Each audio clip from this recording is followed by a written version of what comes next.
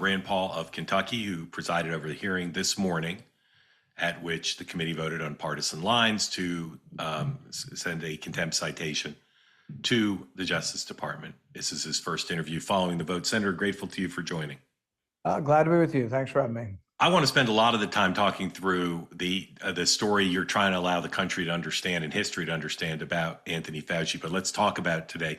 Neither of us are lawyers, but we both know there are a lot of legal questions here about what happens next. What's your most optimistic case about what the committee did today? Where could it lead and when to try to get compliance from Dr. Fauci?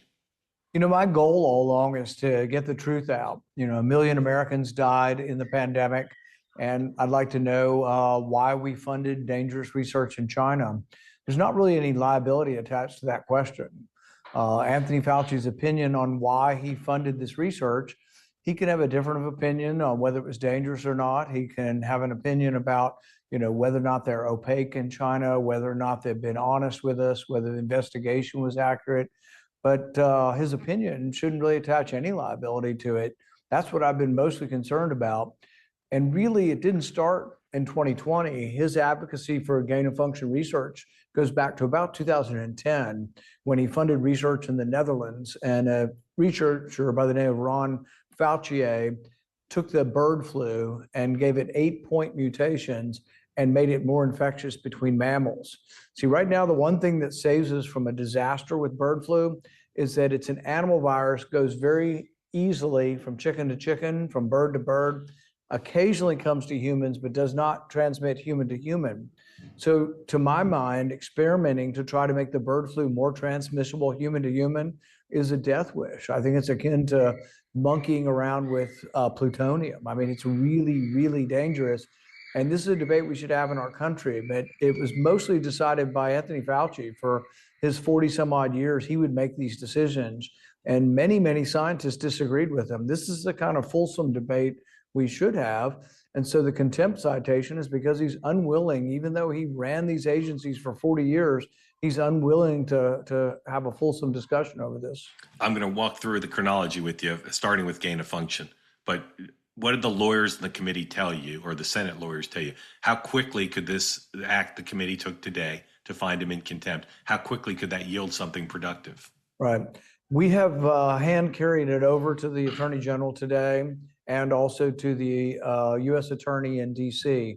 Ultimately, if there were proceedings over contempt of court, it would be the U.S. Attorney in D.C. But I'm guessing, since this is very high profile, probably there'd be a discussion with the Attorney General. So it's in their playground now. I mean, it's up to them to make the decision on whether or not they pursue this.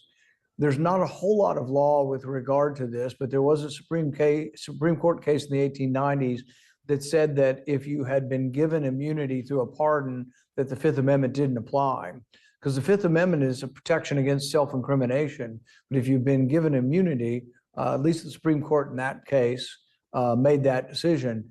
The courts will have to decide whether that's applicable to the current situation.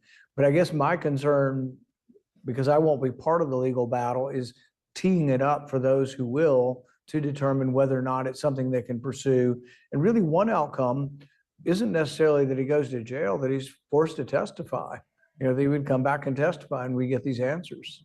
Would you be comfortable if he testified under a full grant of immunity, including from governors, if that's possible? In other words, he said his side says he's worried about a state prosecution. Would you rather he never face any legal jeopardy for what he says, including if he perjured himself, to just let him testify? The problem with giving someone immunity to lie is they may well just come and lie to you. You can't get rid of the idea that it's wrong to lie. If you get rid of that, then the testimony is absolutely worthless. You have to have some repercussion for lying. But the other side of the coin is, all he has to do is tell the truth. In fact, he can come forward and he can say, yes, I deleted thousands of emails, I destroyed government records, but he could make some kind of rationalization, say, I didn't think they were government records, or I didn't know an email was a government records, and I'm sorry, but I've been pardoned for that. You can't do anything to me. He could say about gain of function what he's always been saying. He didn't think it was gain of function. And I think it's disingenuous, and I think in many ways not honest, but he could have done all of those things and testify. And he chose not to. I mean, he chose to plead the fifth 111 times. And all he had to do was tell the truth. He didn't even have to say he didn't commit crimes, tell the truth that he actually did destroy records, but he doesn't have liability for that.